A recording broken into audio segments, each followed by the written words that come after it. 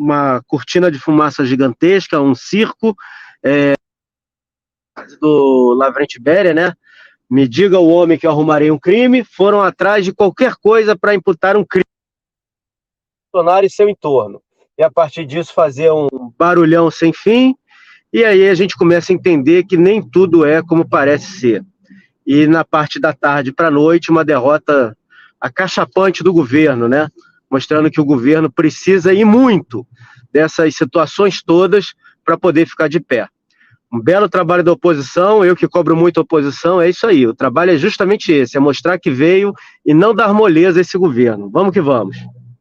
Que todo mundo assista o Não Falem de Censura, Falem de Bolsonaro, que é justamente o que o Gustavo falou logo na sua fala inicial. Olha, não falem de censura, falem sobre Bolsonaro. E olha, no dia de ontem vocês perceberam, né, a nossa tristeza, porque tem algo mais acontecendo. Isso não está na matéria, Gustavo e André, mas eu vou propor para vocês aqui para a gente falar rapidamente sobre isso. Eu recebi uma matéria em que uma deputada do PSOL está pedindo ao Ministério Público Federal, baseado no ECA, Estatuto da Criança e do Adolescente, que investiguem Bolsonaro e Michele Bolsonaro em virtude da Laura não ter sido vacinada. Não é um pouquinho demais, Gustavo? Pois é, a partir de ontem, o que nós vimos foi exatamente isso. Foi aquilo que a gente falou logo de manhã, né? Da Fish Expedition, né, uma tentativa de pesca para, a partir dessa pesca, arrumar crimes maiores, ou, nesse caso, eu acho que está muito claro, arrumar narrativas. Porque é isso que a gente está encontrando, narrativas.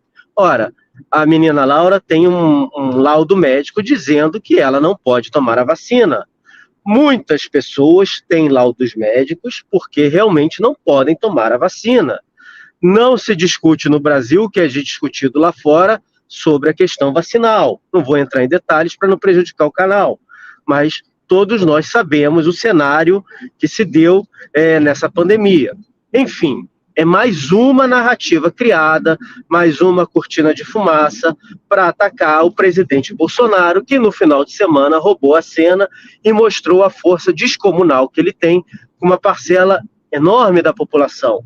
Estou falando aqui do evento do agronegócio, que o presidente Bolsonaro foi ovacionado, onde o governador de São Paulo deu declarações fortes em relação à política do governo federal, não a favor do presidente Bolsonaro, mas em relação à política do governo federal, ou seja, mostrando que existe uma oposição que está viva, e essa oposição pode e vai fazer frente ao atual governo, ao atual grupo que está no poder, aos interesses que estão no poder. E eles querem, como a gente diz no futebol, matar na raiz. Eles querem acabar com esse movimento da oposição que vem se reorganizando depois da eleição do ano passado. Então, é isso que nós entendemos. O André está aí como professor de direito, você também, Caivano, como alguém que lida na área do direito. Você coloca para o público duas infrações, vamos colocar assim, duas infrações. E você coloca na prateleira duas infrações completamente diferentes, como se elas fossem iguais. Se houve um problema de uma fraude, de um cartão de vacina, é um problema a ser investigado? Tudo bem, é um problema a ser investigado e não foi por parte do presidente, mas já embolaram o presidente no meio para poder pegarem o celular do presidente. Bom, foram lá, pegaram. Mas e os outros problemas? E os outros crimes que são tão maiores? São colocados para discussão ao público, de modo geral, que não tem esse conhecimento jurídico, como se fossem a mesma coisa. Agora, vamos falar de fraude em documento? A gente teve a Lava Jato, que mostrou fraude em documento para cima e para baixo, a 3x4, por esses que estão no poder. E o próprio STF, por palavras do STF, disse que o crime existiu, só foi julgado no lugar errado. O André sempre cita isso. Era para ser julgado no Rio, foi julgado em Niterói. Era para ser julgado no Chuí, foi julgado no Oiapoque. Foi isso. Mas tudo que foi levantado, tudo que foi encontrado, existe e está lá. Então, essa turma tem know-how em relação a fraudar documento. Pior, quem se lembra aqui, vamos lembrar aqui da atual presidente dos BRICS, que está lá na China, parece como um agente direto do governo brasileiro em contato direto com Pequim. Quem se lembra aí dos cursos dela e as adulterações de as adulterações de diploma que a revista Veja deu na época com o Reinaldo Azevedo, que a Unicamp, se não me engano, a Unicamp dizia que não tinha lá o histórico escolar da atual presidente. Isso tudo foi deixado de lado.